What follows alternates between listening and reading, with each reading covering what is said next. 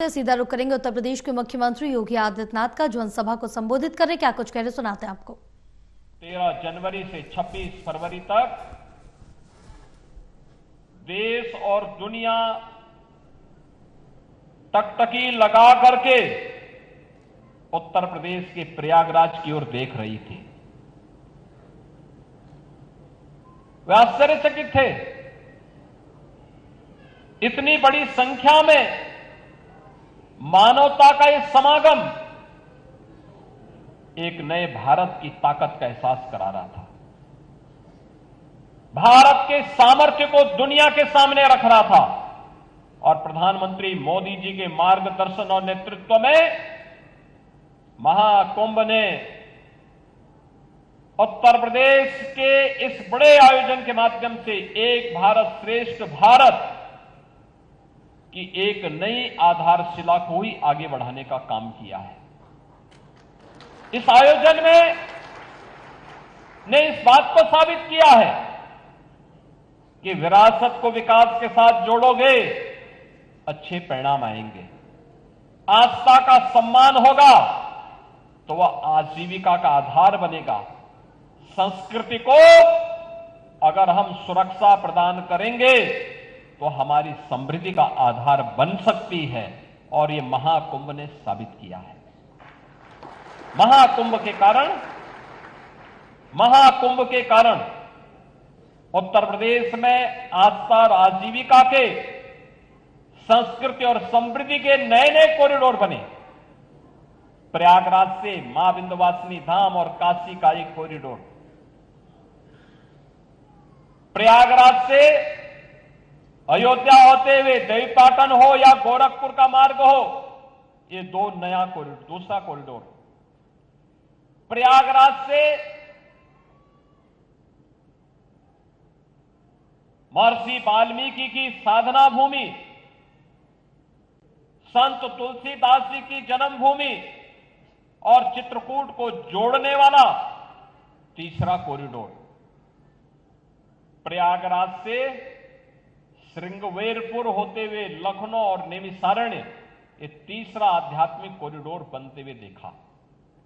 और प्रयागराज से आगरा होते हुए मथुरा, वृंदावन, बरसाना, गोकुल, नंदगांव, गोवर्धन, यह भी एक पांचवां आध्यात्मिक कॉरिडोर बनते हुए देखा है। यानी जहां कहीं भी इस कॉरिडोर में देश और दुनिया से आने वाला हर श्रद्धालु इन स्थलों पर जाता था, व्यापक रूप से वहां की आर्थिक उन्नयन में अपना योगदान दे रहा था और उस उन्नयन के माध्यम से बहुत सारे नौजवानों ने स्वयं को आर्थिक स्वावलंबन के मार्ग पर प्रशस्त करने के लिए नए नए तौर तरीके अपनाने का काम किया था। यह युवा ऊर्जा है, इसको अवसर मिलना चाहिए, सरकार को उसका संबल बनना चाहिए। होली का आयोजन उत्तर प्रदेश में बहुत शांतिपूर्ण तरीके से संपन्न हुआ।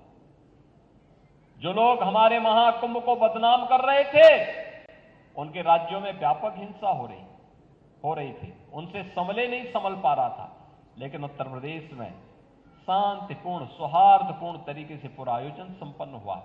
और होली के ठीक पहले डबल इंजन की भारतीय जनता पार्टी की सरकार ने 60,244 युवाओं को उत्तर प्रदेश पुलिस में भर्ती करके उनका परिणाम भी घोषित किया है। आप याद करिए, ये 60,244 में से 12,000 से अधिक केवल बेटियां हैं। 12,000 से अधिक बेटियां भर्ती हुई हैं।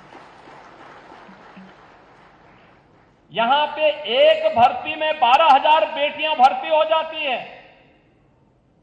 2017 के पहले जब मैंने उत्तर प्रदेश में पदभार संभाला था और उत्तर प्रदेश पुलिस बल में मैंने पूछा था कि वे कितनी महिलाएं कार्य कर रही हैं, कुल संख्या थी मात्र 10,000। 10,000।